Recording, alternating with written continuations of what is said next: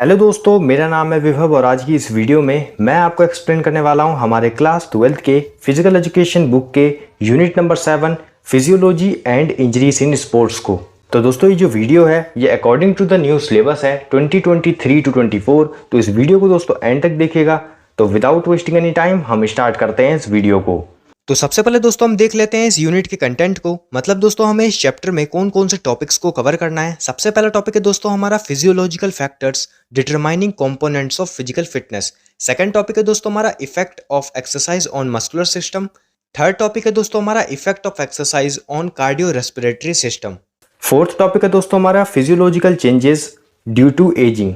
Last topic है दोस्तों हमारा स्पोर्ट्स इंजरीज। तो चलिए स्टार्ट करते हैं सबसे पहले टॉपिक से, जो कि है दोस्तों हमारा physiological factors determining components of physical fitness. तो दोस्तों इस चैप्टर में हम 4 कंपोनेंट्स को पढ़ेंगे, जो कि है strength, speed, flexibility and endurance. और हम देखेंगे कि किन किन फैक्टर्स से उन्हें डिटरमाइन किया जाता है। तो चलिए एक एक करके देखते हैं। तो सबसे पहला पॉइंट है physiological factors for determining strength, जिसमें सबसे पहला पॉइंट है मसल कंपोजिशन।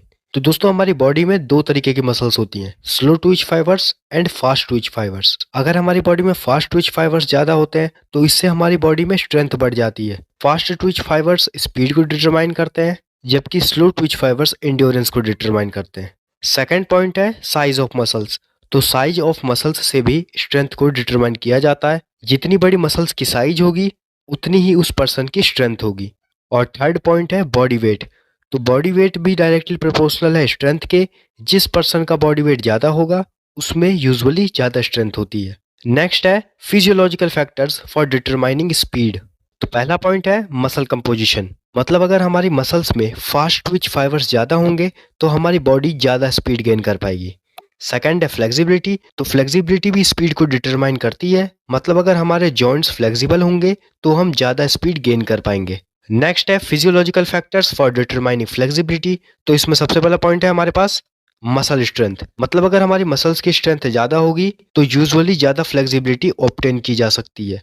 और अगर लो स्ट्रेंथ होगी हमारे मसल्स की तो जो हमारे जॉइंट्स हैं उनका रेंज ऑफ मूवमेंट कम होगा और इसके कारण फ्लेक्सिबिलिटी भी डिक्रीज हो जाएगी। सेकंड है एज एंड जेंडर। मतलब जैसे जैसे एज बढ़ती जाती है वैसे वैसे फ्लेक्सिबिलिटी कम होती जाती है और जेंडर का भी फ्लेक्सिबिलिटी पे फर्क पड़ता है। मतलब फीमेल्स में फ्लेक्सिबिलिटी ज़्यादा होती है एज कम्पेयर टू मेल्स। और लास्ट आता है फिजियोलॉजिकल फैक्टर्स डिटरमाइनिंग एंड्योरेंस। तो फर्स्ट पॉइंट है एरोबिक कैपेसिटी।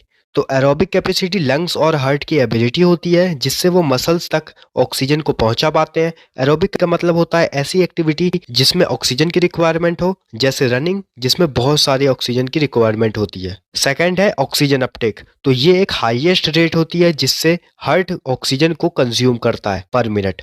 थर्ड है कार्डियक आउटपुट। तो ये होता है amount of blood pumped by heart पर मिनट। मतलब हार्ट एक मिनट में जितने ब्लड को पंप करता है उस अमाउंट को हम कार्डियक आउटपुट कहते हैं। नेक्स्ट टॉपिक है दोस्तों हमारा effect of exercise on muscular system. तो जो हमारा मस्कुलर सिस्टम है उस पर एक्सरसाइज का क्या इफेक्ट पड़ता है।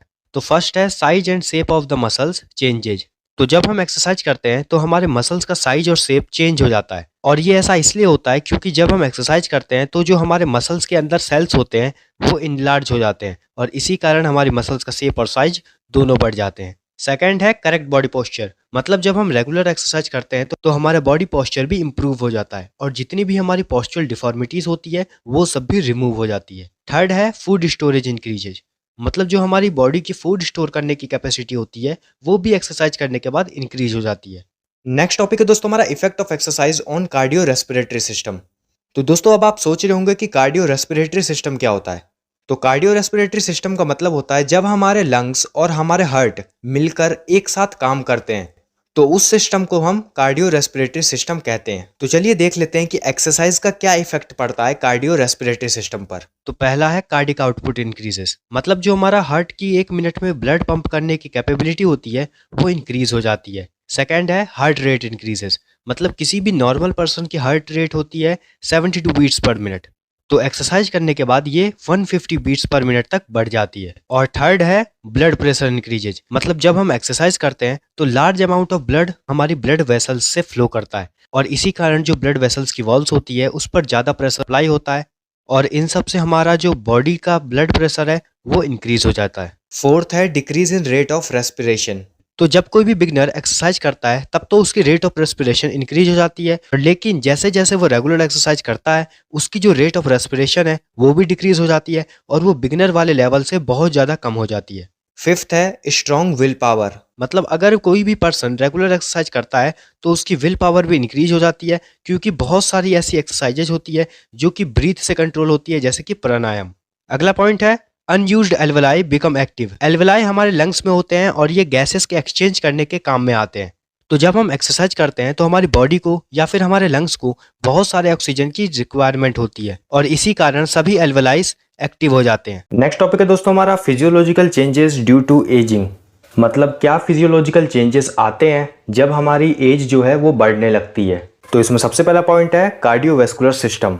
तो दोस्तों जैसे जैसे हमारा एज बढ़ता रहता है तो जो हार्ट है वो लेस एफिशिएंटली पंप करता है, हमारे जो ब्लड वेसल्स होते हैं वो लेस फ्लेक्सिबल हो जाते हैं, हमारा जो ब्लड फ्लो है वो भी थोड़ा डिक्रीज हो जाता है और जो हमारा ब्लड प्रेशर की जो पोटेंशियल है वो भी इंक्रीज हो जाती है। सेकंड पॉइंट है मस्कुलोस्केलेटल सिस्टम। मतलब दोस्तों जैसे जैसे हमारी एज बढ़ती रहती है तो हमारा जो मसल मास है और जो हमारा स्ट्रेंथ है वो धीरे धीरे करके डिक्रीज होती रहती है और जो हमारे जॉइंट्स हैं वो लेस फ्लेक्सिबल हो जाते हैं, मतलब स्टिफ हो जाते हैं और इसके कारण हमको मूवमेंट करने में दिक्कत आती है। नेक्स्ट पॉइंट है रेस्पिरेटरी सिस्टम। तो दोस्तों जैसे जैसे हमारी एज बढ़ती रहती है तो जो हमारे लंग की कैपेसिटी है वो डिक्रीज होती रहती है, जो हमारे लंग फंक्शंस हैं वो धीरे धीरे करके रिड्यूस होते रहते हैं। नेक्स्ट पॉइंट है नर्वस सिस्टम। तो दोस्तों जैसे जैसे हमारी एज बढ़ती रहती है तो दोस्तों हमारे नर्वस सिस्टम में जो हमारे नर्व सेल्स होते हैं वो डिक्लाइन होते रहते हैं नंबर्स में, जिससे दोस्तों हमारे कॉग्निटिव फंक्शंस में काफ़ी ज़्यादा इम्पैक्ट होता है। जो हमारी मेमोरी है, जो हमारी प्रोसेसिंग स्पीड है वो सब थोड़ी थोड़ी डिक्रीज हो जाती है। नेक्स्ट पॉइंट है दोस्तों हमारा डाइजेस्टिव सिस्टम। तो दोस्तों जैसे जैसे हमारी एज बढ़ती रहती है तो दोस्तों जो हमारे डाइजेस्टिव प्रोसेस है वो दोस्तों धीरे धीरे करके स्लो डाउन हो जाता है, जिसके कारण जो न्यूट्रिशन एब्जॉर्प्शन करने की हमारी जो क्षमता होती है वो दोस्तों धीरे धीरे करके डिक्रीज होती रहती है। नेक्स्ट पॉइंट है इम्यून सिस्टम। तो दोस्तों जैसे जैसे हमारी एज बढ़ती रहती है तो जो हमारा इम्यून सिस्टम है वो भी दोस्तों वीक पड़ता रहता है। जैसे कि दोस्तों आपको पता ही होगा कि जो ओल्ड पीपल होते हैं उनका दोस्तों जो इम्यून सिस्टम होता है वो in comparison to young people थोड़ा सा वीक होता है, इसलिए दोस्तों उनको बहुत ही जल्दी इन्फेक्शंस इलनेस हो जाती है। नेक्स्ट है दोस्तों हमारा स्किन। तो दोस्तों जैसे जैसे हमारी एज बढ़ती रहती है तो जो हमारा स्किन होता है वो और थिनर होता जाता है, लेस इलास्टिक हो जाता है, रिंकल्स आने लगती है, ड्राइनेस आने लगती है और इससे स्किन इंजरीज भी होने के चांसेस होते हैं। और लास्ट पॉइंट है स्लीप। तो दोस्तों जैसे जैसे हमारी एज बढ़ती रहती है तो हमारा जो स्लीप पैटर्न है वो भी चेंज होता रहता है। जो ओल्डर पीपल रहते हैं उनको दोस्तों जल्दी रात में नींद भी नहीं आती है। तो ये सारे चेंजेस हमें देखने के लिए मिलते हैं जब हमारी एज बढ़ती रहती है। तो इसीलिए दोस्तों इन सबको हमें मेंटेन करने के लिए रेगुलरली हेल्दी लाइफस्टाइल हमारा मेंटेन रहना चाहिए, रेगुलर हमें एक्सरसाइज करना चाहिए, बैलेंस डाइट लेना चाहिए, मेडिटेशन, ये सभी चीज़ों को हमें करते रहना चाहिए। तो इससे दोस्तों हम एजिंग के फेस में भी इन सभी चीज़ों से लगभग बच सकते हैं। लास्ट टॉपिक है दोस्तों हमारा स्पोर्ट्स इंजरीज। तो दोस्तों जो इंजरीज है वो आपको हो सकती है प्रैक्टिस के टाइम पर, ट्रेनिंग के टाइम पर, और अगर आप कोई कंपटीशन में compete कर रहे हैं वहां पर भी दोस्तों आपको ये जो इंजरीज है ये हो सकती है। इसी को दोस्तों हम स्पोर्ट्स इंजरी कहते हैं। और दोस्तों अगर हम कुछ एप्रोप्रिएट स्टेप्स को लें तो दोस्तों हम ये जो स्पोर्ट्स इंजरीज है इसे हम रिड्यूस कर सकते हैं। तो दोस्तों जो इंजरीज है वो बेसिकली 3 तरीके की होती है, soft tissue injuries, bone injuries और जॉइंट इंजरीज। तो दोस्तों आइए अब हम एक एक करके तीनों को देखते हैं। तो सबसे पहले दोस्तों हम देख लेते हैं soft tissue injuries. Soft tissue injuries में सबसे पहला जो इंजरी है वो है दोस्तों हमारा एब्रेजन। दोस्तों इसको हिंदी में हम कहते हैं घर्षण, और ये इंजरी हम में से सभी को एक ना एक बार हुई होगी। ये बेसिकली एक स्किन इंजरी है। जब हम कहीं पर गिर जाते हैं या फिर किसी चीज से टकरा जाते हैं तो हमारी स्किन में रैशेस आ जाते हैं और उन्हीं रैशेस को हम एब्रेजन कहते हैं। सेकेंड है दोस्तों हमारा कंट्यूजन। तो कंट्यूजन एक मसल इंजरी है और ये बेसिकली मसल पर हिट करने के कारण होती है, और जैसे ही अगर कोई मसल पर हिट करता है तो वहां पर नीला नीला हो जाता है और इसको हम हिंदी में नील भी कहते हैं। जब कोई मसल पर हिट करता है तो वहां की ब्लड वेसल्स जो होती है वो ब्रेक हो जाती है और इसी कारण वहां पर ब्लीडिंग हो जाती है और इससे कंट्यूजन होता है। दोस्तों इस इंजरी को आपने अपनी जर्नल लाइफ में भी फेस किया होगा। जब दोस्तों किसी की उंगली दरवाजे में आ जाती है तो वहां पर दोस्तों नीला नीला हो जाता है, तो इसी को हम कंट्यूजन कहते हैं और कॉमनली ये इंजरी कबड्डी, बॉक्सिंग या रेसलिंग में होती है। थर्ड है दोस्तों हमारा लैसर्शन। तो दोस्तों लेसरसन में जो चोट लगती है उसमें जो हमारी स्किन होती है वो फट जाती है, जैसा कि आप इमेज में भी देख पा रहे होंगे। जनरली लेसरसन ब्लंट ऑब्जेक्ट के कारण होता है।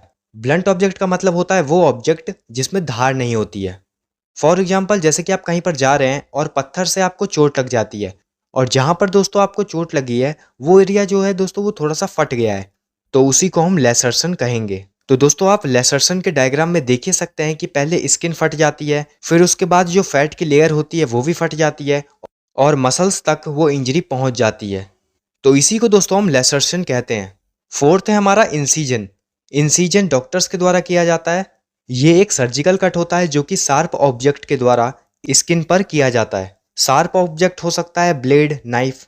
फोर्थ है दोस्तों हमारा स्प्रेन। ये बेसिकली लिगामेंट के टियर होने के कारण होता है और इसके कारण जो हमारे लिगामेंट्स का मूवमेंट होता है वो आसानी से नहीं हो पाता है, और स्प्रेन को हिंदी में हम कहते हैं मोच। लास्ट है दोस्तों हमारा स्ट्रेन। इसका मतलब होता है मांसपेशियों में खिंचाव। और दोस्तों ये भी बहुत ज़्यादा जर्नल इंजरी है। इसमें भी मसल्स ब्रेक डाउन हो जाती है और उसके कारण वहाँ पर बहुत ज़्यादा पेन होता है और उससे वहाँ की जो जॉइंट्स का मूवमेंट होता है वो भी नहीं हो पाता है। तो यही होता है स्ट्रेन। नेक्स्ट इंजरीज है बोन इंजरीज। बोन इंजरीज में जो सबसे पहले इंजरी है वो है दोस्तों हमारा green stick fracture. Green stick fracture basically एक इनकम्प्लीट फ्रैक्चर होता है जिसमें क्रैक हो जाता है बोन्स में। तो ये चिल्ड्रन में ज़्यादा होता है क्योंकि उनकी बोन्स बहुत ही ज़्यादा सॉफ्ट होती है और वो बेंट हो जाती है थोड़े से स्ट्रेस देने पर भी। अगला है कम्युनेटेड फ्रैक्चर। तो इस फ्रैक्चर में बोन्स दो या दो से ज़्यादा पार्ट्स में ब्रेक हो जाती है और ये बेसिकली साइकिलिस्ट और मोटरसाइकिलिस्ट के केस में ज़्यादा होता है। नेक्स्ट है ट्रांसवर्स फ्रैक्चर।